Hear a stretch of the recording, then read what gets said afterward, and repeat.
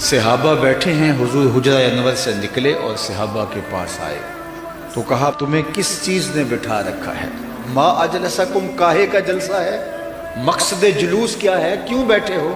تو انہوں نے کہا ہم حضور اللہ کا شکرانہ ادا کرنے بیٹھے ہیں جس نے آپ کی صورت میں انعام دیا، ہمیں دین کی صورت میں انعام دیا، اس پر شکرانہ ادا کرنے بیٹھے۔ تو بات ختم ہو جانی چاہیے تھی، لیکن حضور نے فرمایا کیا تم اس بات پہ قسم دے سکتے ہو کہ اسی لیے بیٹھے ہو؟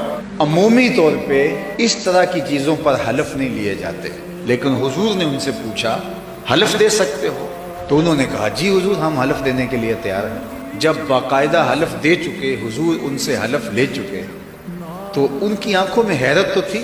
حضور نے کہا حلف طلب کیا، ہم نے دے دیا، لیکن استجاب تو پھیل گیا آنکھوں میں کہ یہ حلف کا موقع نہیں ہے۔ عمومی طور پہ یہ ایک بات ہے کہ کیوں بیٹھے ہو، بندہ کہتا ہے میں اس لیے بیٹھا ہوں، بات ختم۔ تو حضور نے جو ہم سے حلف لیا ہے یہ کیوں لیا ہے؟ تو سوال پھیل رہا تھا ان کی آنکھوں میں۔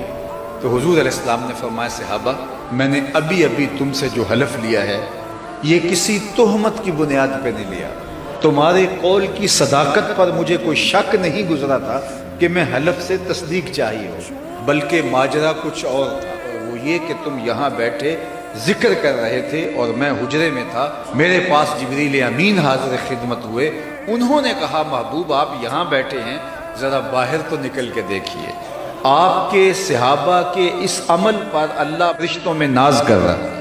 وہ عمل کون سا تھا جس پہ رب ہو کے ناز کر رہا ہے؟ وہ حضور کی صورت میں انعام خداوندی پر شکرانے کی مجلس تھی جس پر اللہ فرشتوں میں ناز کر رہا ہے کہ دیکھو میں نے نعمت دی، کتنے قدردان نکلے۔